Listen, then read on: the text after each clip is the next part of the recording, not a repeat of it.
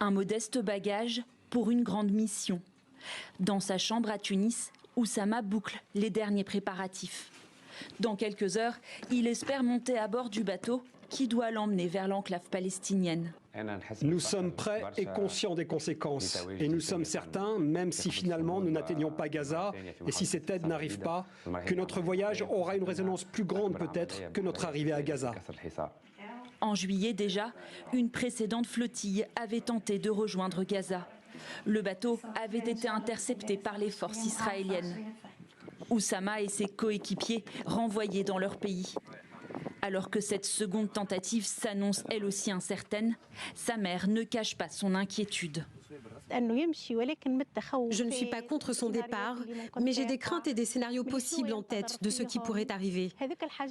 Je souhaite qu'il triomphe, revienne sain et sauf et nous rende heureux. J'espère que nos enfants feront ce que notre génération n'a pas fait. En Tunisie, la population est historiquement solidaire de la cause palestinienne. Dans la capitale, ils sont nombreux à venir afficher leur soutien aux activistes en partance pour Gaza.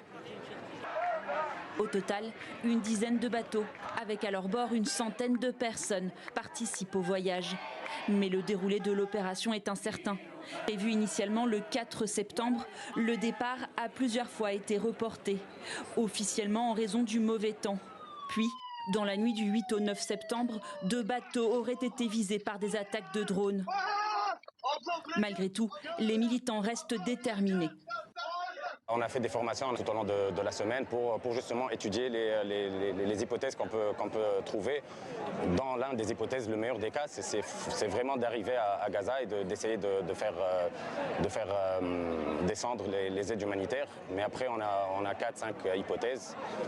On espère y arriver, mais c'est pas sûr. On compte sur vous pour soutenir ce mouvement et justement pour avoir de la visibilité. 3 bateaux ont quitté le port de Bizerte samedi. Les autres navires seraient quant à eux toujours bloqués à quai.